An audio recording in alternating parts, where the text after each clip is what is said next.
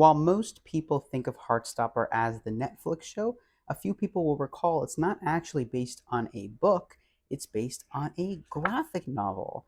It started out as a webcomic, turned into a Kickstarter, and now finally the full graphic novel series was published by Scholastic. And I was gifted this by my wonderful partner, and my great friend Ava recommended that I make a video about it.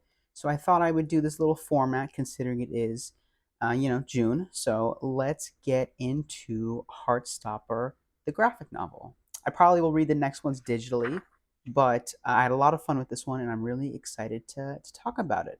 Now, I suspect that my audience is pretty far from Heartstopper's demographic, given that my audience skews older and more male, whereas Heartstopper is very famously a LGBTQ coming of age romance story. So it's not like the other videos on my channel in terms of content, but I maintain and I'm honestly adamant that its charm goes across all demographics. So I want to start with the art. I was surprised that it is actually only a two-color art between this kind of nice mint green and the black sketches.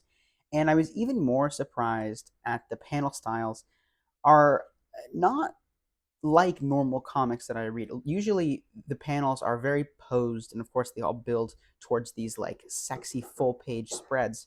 But in Heartstopper, like you can kind of see that each panel is much more like a movie storyboard than that posed comic panel that you're used to. And there's one in the beginning where this is shot reverse shot. On the one hand, I think it builds more of like a cinematic feel. I mean, it really does feel like you're watching a really snappy TV show because you have tons of panels like this, but I guess you do kind of lose the posedness. Although I will maintain without sequences that are quick, like action, which this doesn't really have any, say for maybe one scene, it doesn't really matter. And I think it suits the overall vibe.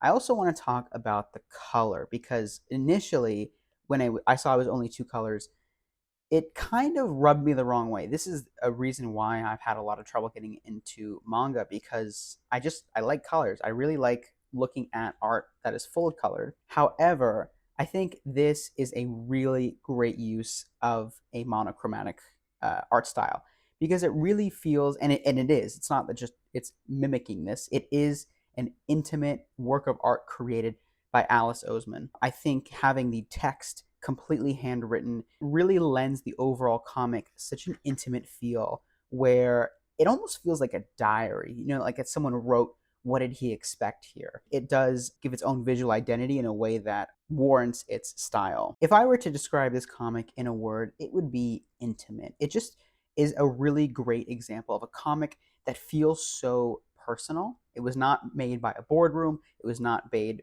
by committee, it was made by one person, and I think that level of intentionality really does shine through. I think if I could levy an artistic complaint, I would say the characters are not that visually distinct. Specifically, Nick and Ben, I confused a lot in their first scenes. And what the author does is she'll put literally arrows above their heads to say, this is Nick.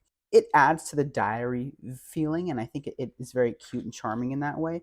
But I do wish I could instantly tell which character is which a little bit more. It definitely got a lot easier as it goes on, and I learned that the following volumes are in color, so probably will get easier there, and maybe I'm just dumb. One thing I was thrilled about is that Heartstopper portrays sports, specifically rugby, very positively. As someone who does really like sports as well, I think it's really nice. I really don't like it when sports are this like evil source of hatred, I guess. Maybe that's an exaggeration. But I like that rugby is a very great source of, male bonding for these characters. It's a great setting for Nick and Charlie to, get closer. The story does take little turns like this to make it feel like a unique coming of age story, not the same one that we've heard a bunch of times. On the point of the paneling, this is a book that is, well over 200 pages, but it reads so quickly because pages are typically like this. There are very few words on the page. I recently did this little analysis for my upcoming Supergirl video comparing the amount of words on a page from a 60s comic to an 80s comic to a modern comic.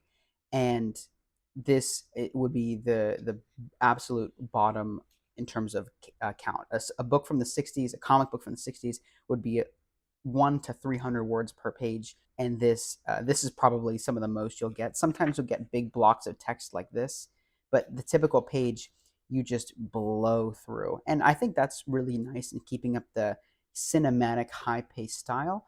But it doesn't really let you sit down and breathe with these characters as much as maybe I would have liked. This is Scholastic. It is a young adult novel. So it is for all ages, meaning very much like my Superman video. It's not going to be a gritty drama filled with the most edgy things, but I do think it does enough to appeal to really all audiences. This is an intense sequence when Charlie, our main protagonist, is being assaulted by Ben. And I think they have enough scenes like this. They have cursing, they have relationship dynamics to the point where you don't feel like it is for kids. I'm in my 20s. I had fun with it. I don't think there's any issue with it being more geared towards young adults. Occasionally, you will see lazier exposition, I would say, like you see with these blocks of text. But I really think that they give a lot of charm, if not a little bit hard to read in the print version. But this is extremely believable. All of us have sent text that look like this. You know me, I like stories that make you feel good and are about embracing your authentic self, and this does both of those very well. It's not a incredibly long or packed book of content, so some people who want a more detailed story might not get that with this. I read it very, very quickly, but I truly think that this has a lot of charm, and I had a lot of fun reading it. It's a bit hard to rate this one because it is actually so different from the other material that I've read on the channel. But I think while its scope is very small, it executes it very well. I'm very excited to read the future issues and eventually watch the Netflix show. So in the meantime, I will give Heartstopper Volume 1 a 6 out of 10.